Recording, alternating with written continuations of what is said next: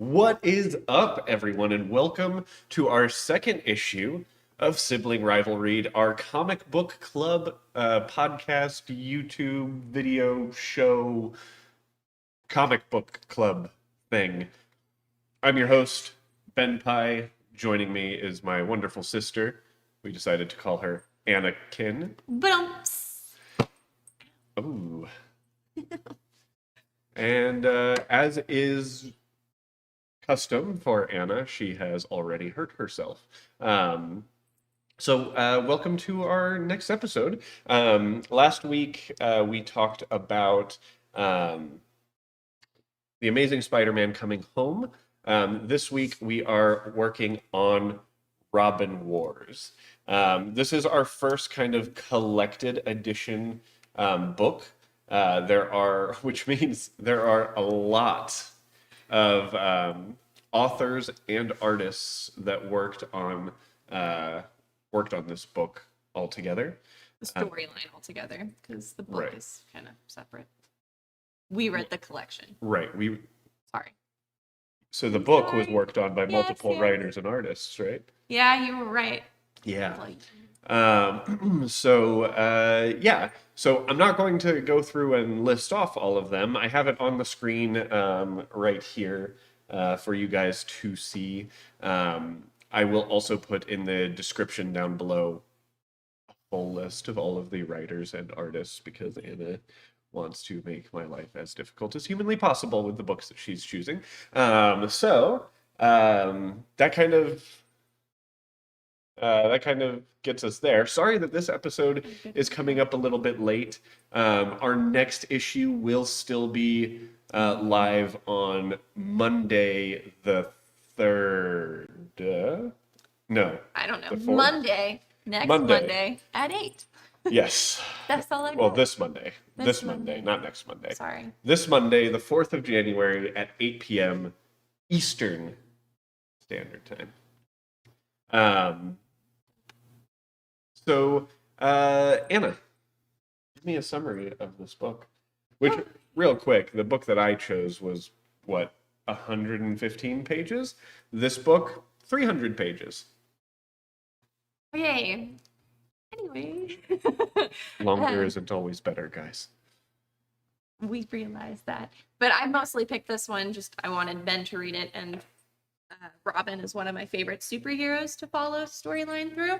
So as a synopsis of what the comic book is, which kind of jumps around a bit because you have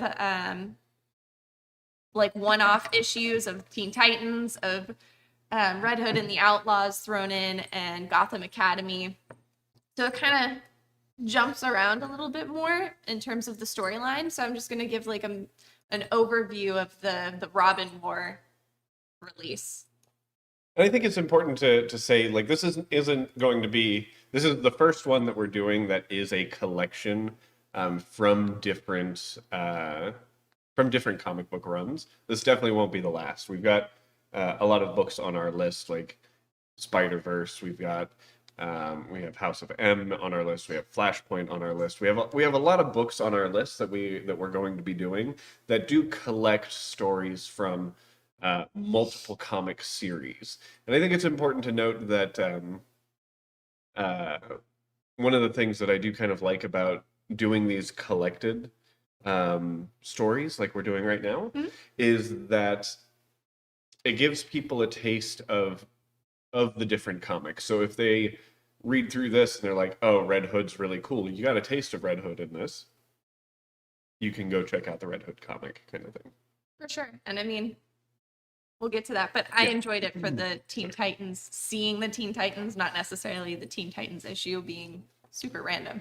But so anyway, so the Robin War overall story arc starts with the We Are Robin movement, which actually for me, up until reading this comic, I didn't know any of the characters from the We Are Robin series.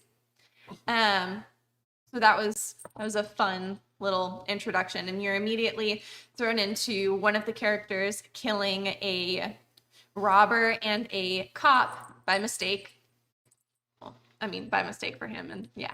And you're thrown into I mean, if you've read comics before, you're thrown into immediately knowing Court of Owls. I think it's the next panel where you see the conference room and you have the Court of Owls members of Gotham in there. If you don't know, then you kind of get a taste of who the antagonist is going to be throughout it.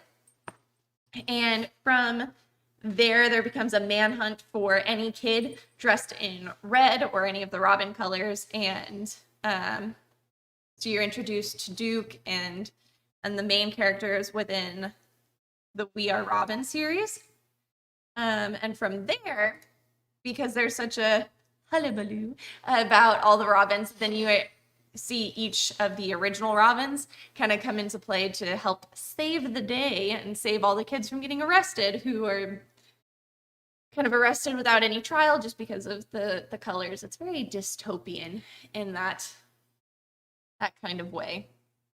And when you see all of the original Robins kind of come into play, then Dick Grayson, who comes in from the Spiral comic kind of universe. So you hear a lot of them talking about that they can't see the face, and that's because of the spiral, which doesn't actually get explained in this comic really well, sadly. Like the face changing nanobite mask. But so then he decides that he's going to train all of them to be Robin. If they're going to dress as Robin, then they need to be prepared. And so you go into these really fun and really cool one-on-one Robin sessions on training the kind of like street kids or just average kids into being a type of a hero. And I'm like very much like narrowing down the synopsis. And so then from the one-on-ones, you find out that all of them except for Dick Grayson gets captured by Gotham PD, and Grayson meets up with the current Robin, who is actually you can do it. I know, I can't think of it. I'm so bad. Say what you were saying again. The current Batman, who's actually like a robot-esque of Commissioner Gordon. Oh my God. I got it right when you said it, so it kind of didn't seem like I got it, but I did get it. Okay, of Commissioner Gordon, who's been kind of on the fence with how the comic book expert right here. Fantastic. Okay, I'm so bad with names, regardless if I read them or if they're human beings. But anyway, and so Grayson goes to the new Batman's kind of hideout or home, just apartment, and we've already seen Gordon kind of struggle with how the Robins are captured, legitimately putting the birds in cages. Hilarious. Okay, I mean, it was kind of funny. And so from there, they partner up to kind of figure out what the true cause and true nature of capturing all the Robins are, and they figure out that Court of Owls is into it, and the Robins in the meantime are like pitted against each other, and there's this awesome scene where Red Hood and Red Robin have to help get all the other Robins free, and Damian is the only one who catches on, and so this really gorgeous acrobatic nod to Dick Grayson's Robin as the escape plan. And once all of the Robins escape, that's when you truly see the Court of Owls, if you hadn't read Court of Owls previously, come into play with the kind of like zombie-esque people who cannot be killed. And you hear one of the We Are Robin kids kind of freaking out and reciting the poem and nursery rhyme that gives you the heebie-jeebies. Does give you the heebie-jeebies. And so in this escape and battle, everyone eventually ends up at the Court of Owls kind of stronghold, where you see Damian had run away to kind of figure everything out on his own in true Damian fashion, and comes back fighting with the Robins and making it seem as if they have been he has been turned to the Court of Owls. In the meantime, the only character who's missing from this entire like end of comic battle sequence is Grayson, who is the one who got everybody together, and my favorite. Not in this one, but my overall. And you see him kind of think based off of like the film, the video and all of that surveillance tapes of Damien fighting with the Robins, that Damien got turned. And so you kind of see him resign and vow to be the Gray Sun. Yeah. Yeah, and there's a huge, very dystopia. There's the whole weird I am not Robin type of a through line. And that's how it ends, with Grayson saying, I am not Robin. Yeah. And this was a very like compact synopsis, given it's 300 pages, and there's those one-off issues of the other comics. It was an interesting book, to say the least, in my opinion. But tell me a little bit, why did you pick this book? So, and overall, the reason why I wanted you to read it was mostly because I enjoyed, to a degree, given that like I was not a huge fan of the after death for Dick Grayson, and so I didn't truly enjoy the Grayson comics, where he is a member of he's a secret agent member of Spiral. So I didn't enjoy the majority of that story arc. Obviously there were like one-offs, so I was like, oh, I like this one, but and I felt like him coming into this particular story arc explained it, explained his character evolution in a really good way. Whether I like it or I agree with it, for the reasons why I like Dick Grayson, I don't think are evident in this comic. It totally makes sense for the comic story arc, given that like there is no true Bruce Wayne as Batman, and Dick Grayson has had the mantle before, but always had his own like innocent flair, and then he dies and is kind of reborn as almost a new Batman. And so he truly kind of goes into that role of being a Batman, being secretive, being not trusting of the other Robins, not very forthcoming. And so because of that, I thought it was a good read just for New 52, because this is New 52. Right. So yeah, that was the majority of the reason. And I mean, realistically, I knew you'd like the backstory with Red Robin and Red Hood. Explain to the people who might have read this, where is Batman right now? I mean, he's still in Gotham. It's just he doesn't remember anything. He was, and to be completely honest, I only read a little bit. Like, I read this first before ever reading the New 52 Batman, and was like, what? And I had to very much backtrack and go, what the heck?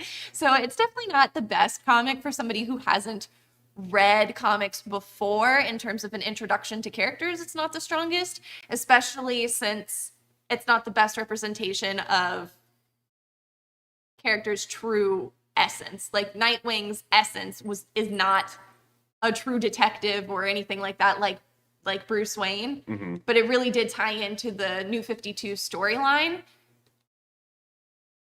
in a well enough way that I wanted to get your input on. I gotcha.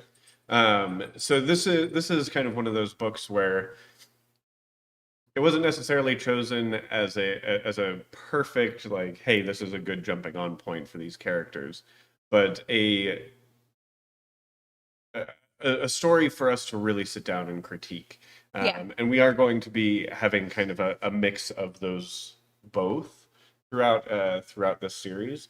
But I have to say, like, the story was definitely interesting. I really wouldn't call it like a huge favorite of mine. I do always love when a lot of the Bat family gets back together and is working on a common goal. Because, one of the things about Batman and Robin is that the Robins are all incredibly different uh, kinds of heroes. And I think when they all come together, it's really interesting to see how different they are and how dynamic they are in that.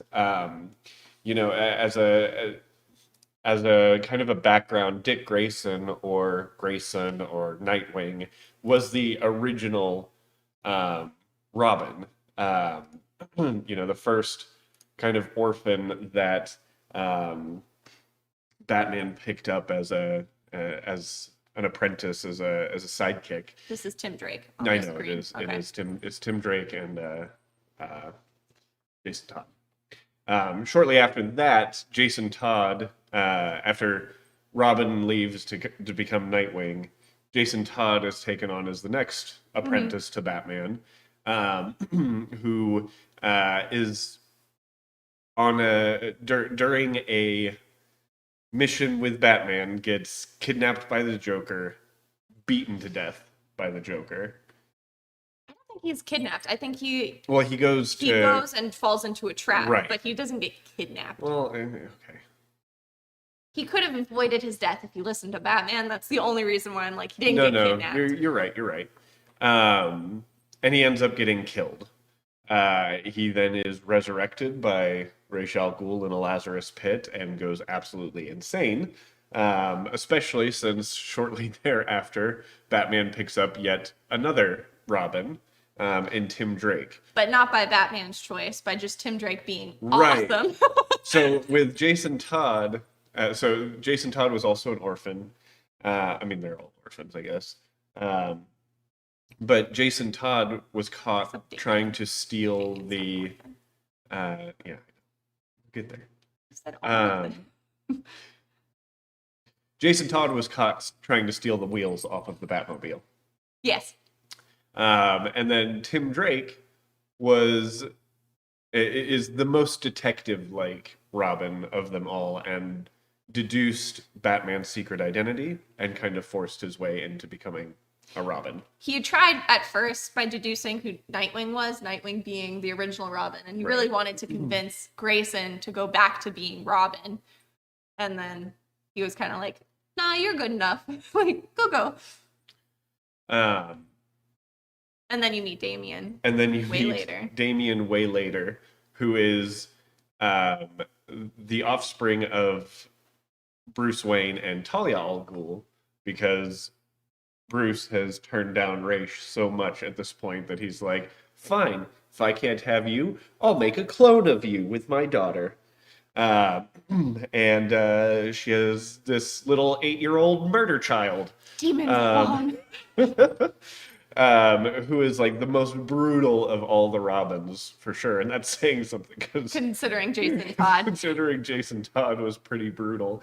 Like, in a nutshell, the Robins go the acrobat as Dick Grayson, the marksman as Jason Todd, the detective or true detective or whatever in Tim Drake, and then the true son or the real son as Damian Wayne. I was like, Yeah, sentence structure right. recap. But I love those little. That's Yeah, why I wanted to- absolutely.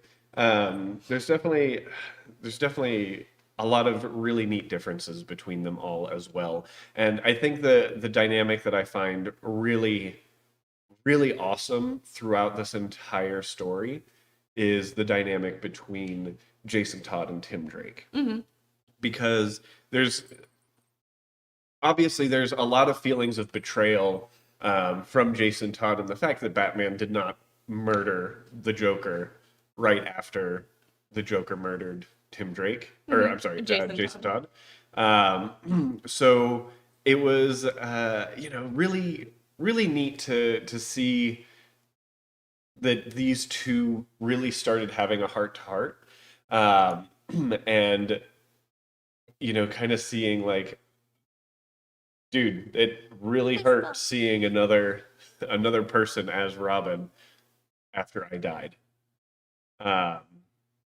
So it was interesting seeing these two people that really, I mean, the hatred was really one-sided, but Hatred, yes. There was some like, the I mean, animosity was two-sided. yeah. But It like was Jason kind of like the Todd, sibling rivalry in terms for Tim Drake, not for Jason Todd right? necessarily.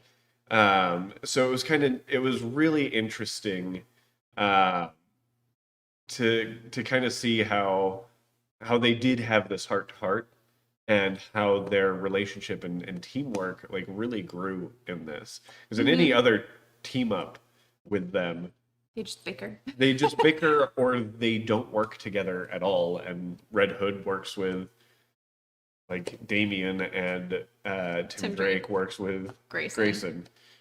So it was really cool to finally see these two Robins working together. And I mean, throughout the comic, all of the kind of Robin dynamic of the original Robins has been flipped on its head, because you see that Dick Grayson has now taken the mentality and without the mantle necessarily of Batman, and so Red Hood and Red Robin then end up taking on the dynamic of Dick Grayson's Robin, and then you have to see Damien struggle to not be his little butt of a self and kind of mature in a very different way, which is also why I like this one, just because it's so different from what you normally read them as character-wise. There's a lot of payoff for longtime Batman and Robin fans here. Yeah. Obviously there's a lot of fan service, but Sorry. the fact that you get to see all these characters mature, and you get to see like in a lot of comics, Dick Grayson calls Bruce out on the way he is Batman. He's like, you don't talk to us, you don't give us the full story ever. Like this is what the hell are you doing? Because how are we supposed to help you if you can't give us all the information? Which is totally why I was not the biggest fan of the New 52 like Grayson evolution, but it totally made sense. So I'm like struggling with how I felt about it. 'Cause Yeah. Grayson is my favorite.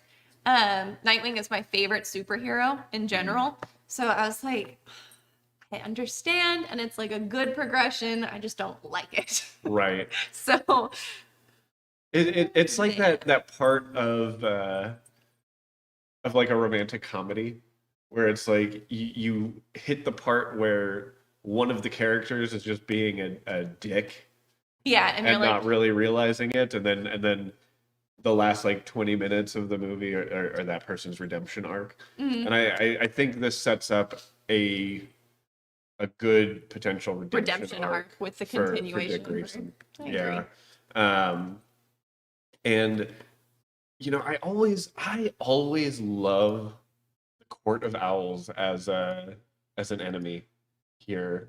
They're that's creepy. they are definitely creepy, but it's like an elite cultist group. well, it's like the enemy that's everywhere and nowhere.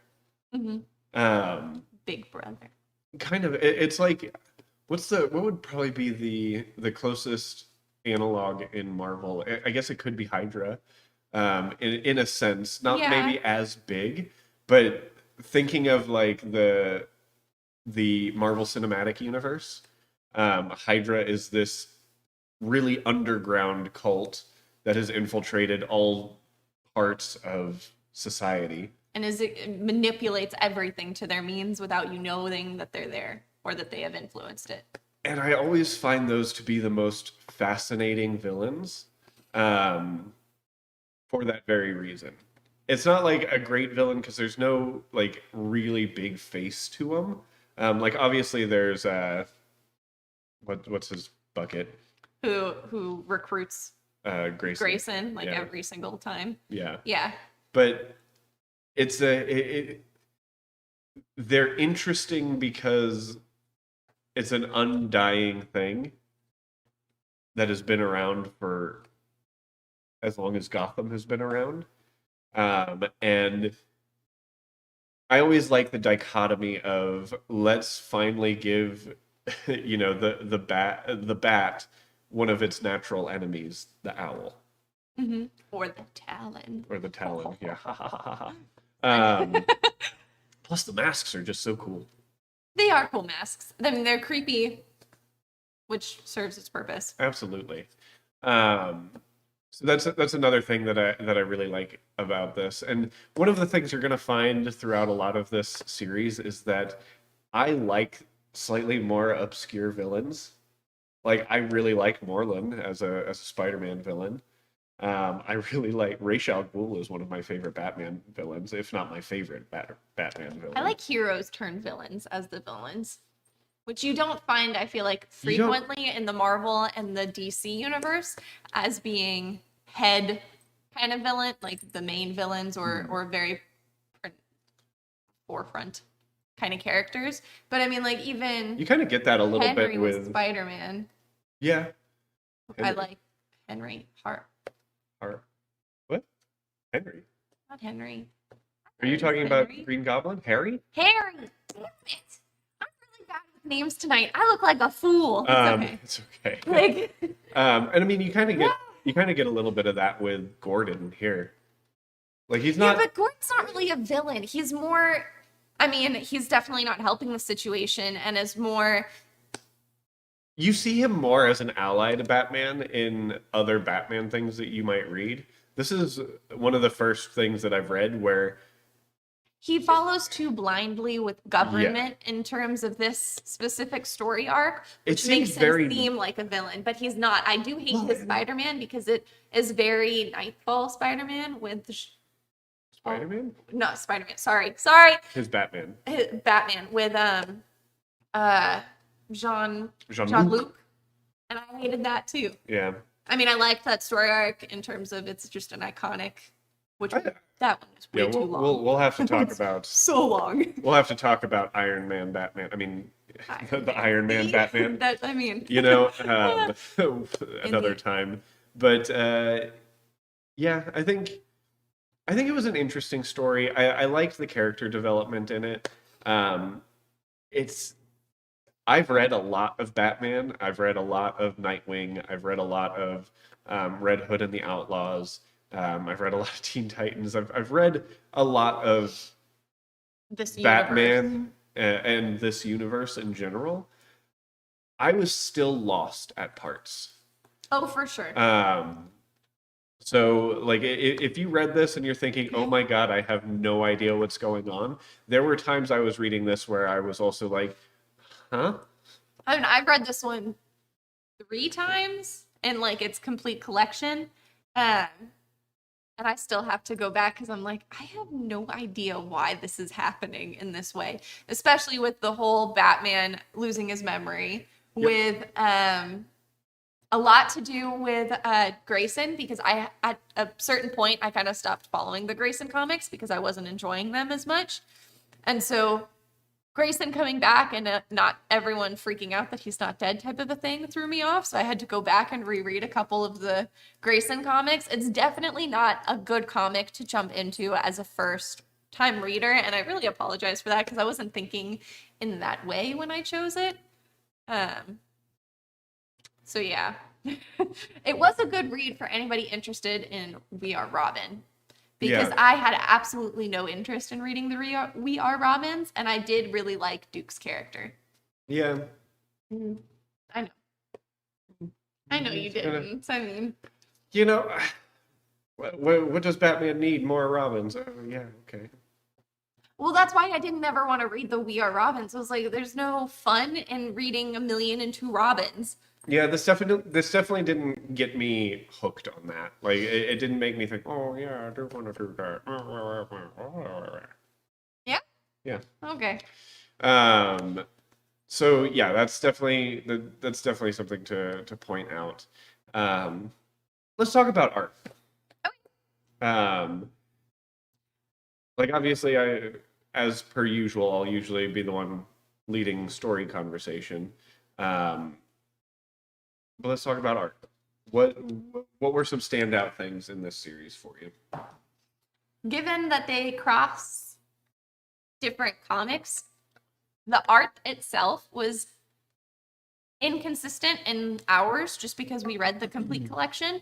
And so there was a very jarring difference, especially with the Gotham Academy, which is up on the screen.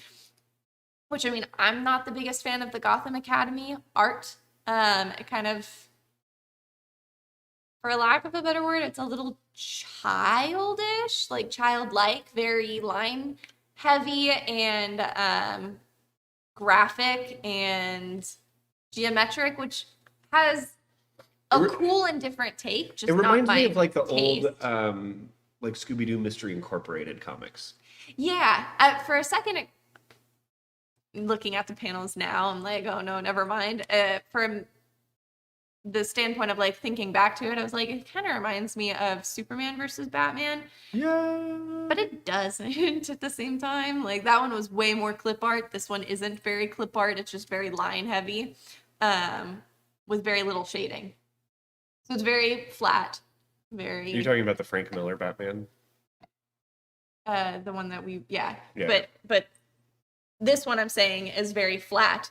The other one was clip arty. This one is just line heavy and it is line heavy. I do. There's no shading. But I mean, within the actual We Are Robin and the Robin War, not We Are Robin, the Robin War issues that follow the main storyline, being obviously it's consistent because it's the same artists, I believe, throughout those ones. I didn't find there anything like super special about it. I did like how they orchestrated the panels for movement. But there was nothing super groundbreaking or very eye-catching in terms of like the Spider-Man one and the same movement elements being like Spider-Man is very acrobatic but haphazardly. And then typically when you're reading any Robin comic, you expect some aerial instances. And I just think that the Spider-Man one last week that we read and critiqued did that so much better that, I mean, reading this one was almost like, but they could have done like so much more. Right. So for that one, for that reason alone, it's kind of a letdown in terms of I liked the movement, but it just didn't meet expectations after last week. And then aside from that, it's kind of, I mean, comic book. There's nothing really super special about it. As for my favorite panel, it would be, I think it's actually the next page. Is it? I think so. Yeah. Sorry. Well, actually, it's the page after that. Oh my Because I mean, this one captures it too. But at the very, very top panel, where you see him flying between the cages, and it actually illustrates the movement that he's going from cage to cage with his silhouette. I really enjoyed.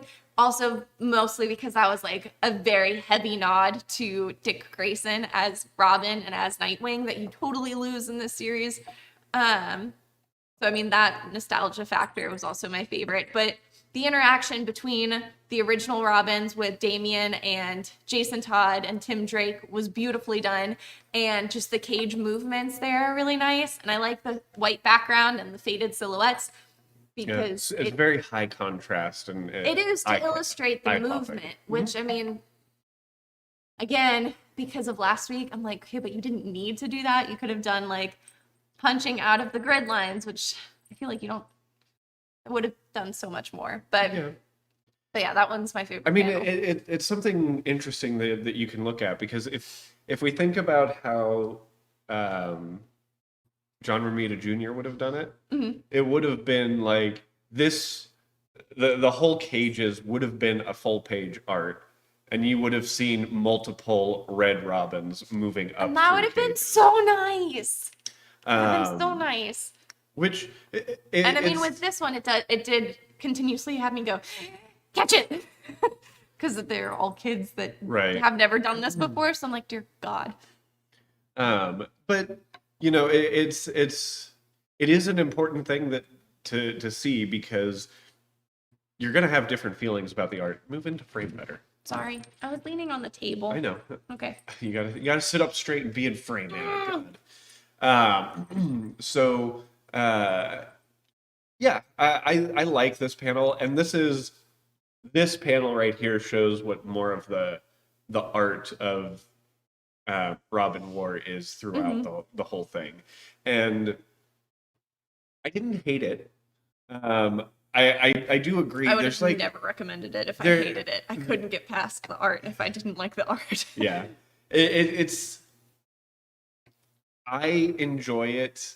I with this kind of style, I would have liked to see more large panels. Yeah. I think just looking at this page, the second panel from the bottom where you see Red Hood turn to look at the Talon agent and all of the other Court of Owls enemies. Like I love that facial expression through the mask, and I will always be one of those people that looks at that and is like, oh man, I love when an artist can show strong emotion through a mask. And a lot of especially like DC heroes, they don't have masks that cover their whole face. Yeah. It's not like Spider-Man or Red Hood or Red Hood is DC, but yeah. well, no, I know, but from either, it's not like Spider-Man or Deadpool or a lot of these other heroes that Black Panther, Yeah. that have their whole entire face covered, and they still are able to show such strong emotion through the art. And I would have liked to have seen more art like the art showing Red Hood down here. I will say though, even with that, as great as the facial is, it's all one line weight, It is. which bothers me. Because I think you get more I emotion. understand what that means now. I think you get more emotion and movement in it with varying line weights, and it's all very one note. And so, yeah. So It's nothing to be like, oh man, if you like looking at art, read Robin War. yeah, for sure. Because it's not that. And I think for me, my favorite panels were a lot of these like these little full page art panels where they have a line from the book. Which would have been like the inside cover for independent issues if Right. you read it that way. I'm imagining. Yeah, I would imagine that as well. Looking back, I really like this one. Like I didn't not like the art in the I did actual not issue. like the art in the issue, but this I believe this is an alternate cover art. I love alternate covers. Like I love And- following comic book artists on Instagram and just seeing their variant covers. It's one of my favorite things. And again, this is one where it's like I love the high contrast between the yellow background and the Gotham University or Gotham Academy uniform with her ripping the patch off to reveal The Robin logo. the Robin logo. Like this is top tier art right here. And please note that they have like a traditional brush for shading, and he's complimenting that page. Traditional brushes go a long way. Yes. It's still digital art. It just has a traditional texture. Yeah, and I enjoy seeing Like that. seeing that as well. But I do enjoy the digital art. And again, I really I loved these full panel things with or these full page. This one just gets you in the gut. It really does, because like Jason Todd was so hated when they introduced him. Like fans voted to kill Jason Todd. Yeah. And it's like, oh, that's rough, buddy. And okay, good nod to Avatar. For me, Jason Todd was definitely never my favorite Robin unless he was interacting with the others, because he was very one-note angry and angsty. So I never read or wanted to read the Outlaw series, which, given the one Outlaw issue that you do read in here, it was extremely interesting because you see a very compassionate side, even without Red Hood physically there. You get the tone that he heavily cares about Joker's About his daughter, people. Joker. Yes. I agree. And So like a lot of these panels, especially early on in the books, it's panels with the Robins. And it's good art. Like and the lettering like is incredibly basic, but God, it there's a lot of power behind the lettering and the art on these, and I'm blown back by it. Like I love taking it, and it does it hits me in the gut, you know. yeah. Um, but yeah, you have anything to add about the art here? I feel like I said everything that I wanted to really point out, and it's just so silly. I do really like the water splatter effects. Oh, yeah. You and I were talking about that when we were pulling up our panels. Uh-huh. And I mean, I again though, love this isn't rain. a Robin War comic. This is just an This is Red interluded Hood story. and the Outlaws. And so I'm not critiquing that just because it's not the story arc, but I mean that was gorgeous. The lava glowing and everything like that was absolutely stunning. The melting effect that they use and like just how it. I love the splashings. I Yeah. love the splashes. It's very powerful. It's nice. This is one I could see kind of. I could see this without the lava, like Red Hood looking off in the distance and having like a wallpaper engine background for this, and just be like, yeah, this looks great. Yeah. But with like animated rain falling and you know what I'm saying. Yeah, overall, just the actual Robin War comics was very one note, kind of predictable. It was a very predictable story. Story art, not story. Well, no. I know. It was also kind of meh on the story for me. I know, but I wanted to get your take, and I'm totally gonna lose this month. Well, but that's okay because that's the point. Is oh man, I'm probably gonna choose something you don't like too. I know, but what was just out of the gate, I was between this one and Flashpoint, which we will do Flashpoint. We will at some point, yeah. But I'm like, damn it, I gotta be the one to pick Flashpoint. Which I mean, I'm the one who's read it already. You haven't. Yeah. So let's talk about rating. Sorry. Let's talk about rating. Yep. So story for me, I'll go with the story first. Okay, cool. It's a weak story. It really is a weak story for me, and I'm not a big fan. Like I love Batman, I love the Robins, but this one did fall flat for me. I understand. I like what they were trying to do. I like the villains, and I liked some of the growth of the characters in this. Mm-hmm. But for someone just starting out, it's not the easiest one to read. No, I know. And I think I would give this like a 6 out of 10. Okay. So I mean, I was leaning between a 5 and a 6. I might actually go more towards 5, just because I think I am going to go with 5. It's going to sound like I said that because you just said that. No, then I'll go with 6. Because, I mean, the reality, I have different reasons for my rating. My rating is based off of the reason that I wanted you to read it, which is the character development and the progression, and especially it in the New 52 universe, which is the only reason that I'm, like, giving it a 6 instead of a 5, is that given the universe that it's in, not and as a comic book reader, obviously not as a new comic book starter, because this isn't that book for anybody.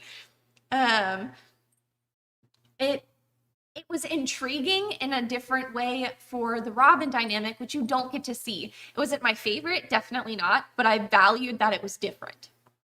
Yeah. So I'm gonna give it a 6 instead of a 5, just because I like different.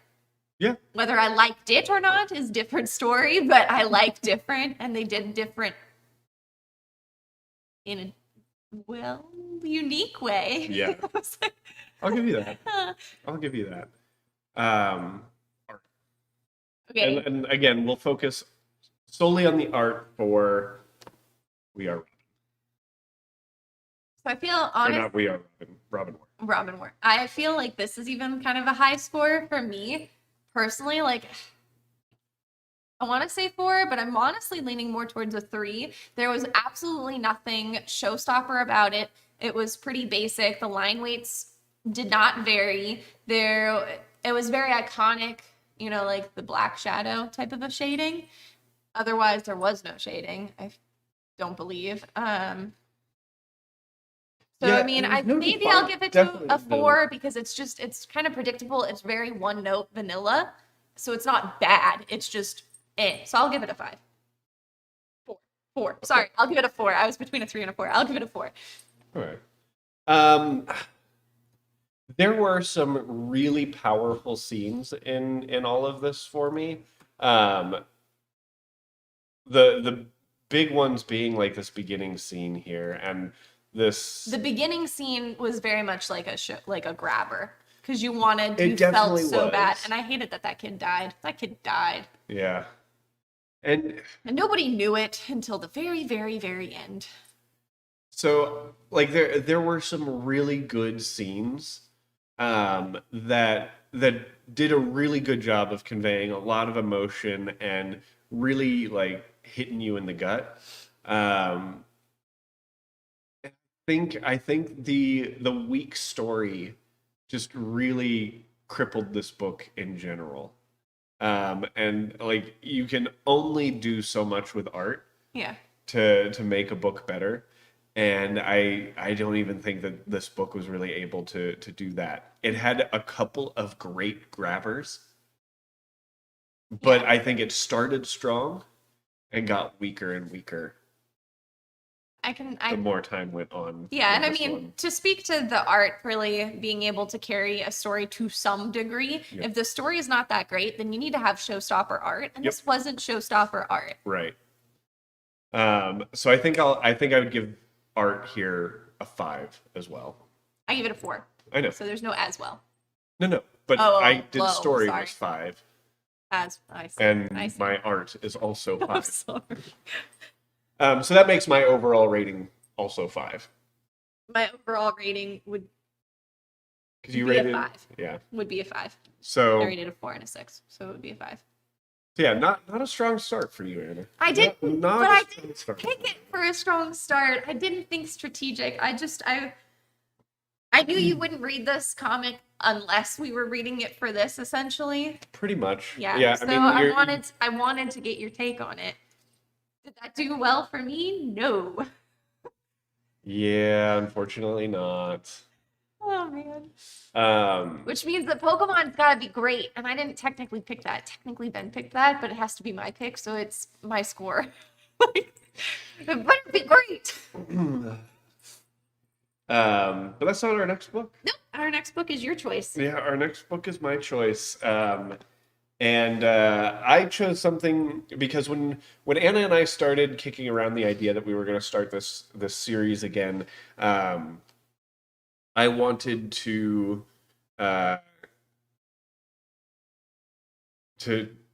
read through the Umbrella Academy books because the Netflix Series. first season had just come out. So I chose Umbrella Academy for my next book. So that is going to be what we are talking about on Monday. Yes. So hopefully we can kind of enjoy that together. And I still haven't watched the first season. I'll try to finish the first season before we film on Monday. how much more do you have of it? I haven't started it, but it's only like 5 episodes, right? Yeah, they're like okay. They're like an hour. That's a day's worth of, binge watching. You're right. It's totally possible. You're right. Okay. So that being said, please leave a comment down below. Let us know what your favorite part of Robin War was, or let us know what your least favorite part of it was. If you agree or disagree with our ratings and why. Yeah. And please, please, please hit that like button. It really, really helps out a lot to get this in front of as many people as possible. Tell your friends about us, things like that. And be sure to follow me on Twitter or any other social media. You can find me. It's Ben Pie, ITS Ben Pie. I'm only on Instagram still. So Anna_Riddick for my personal account, which is mostly my dog, or for my art account, which is A Riddick Designs. A Riddick. So until next time, keep your poll list nice and full, and we'll see you next time. Woo! Reading. Woo! Reading. I couldn't think of anything fast enough. Shut up. Okay. But we were at Christmas hats. Okay. We're going out. My God. Oh my God. I couldn't think of anything fast enough.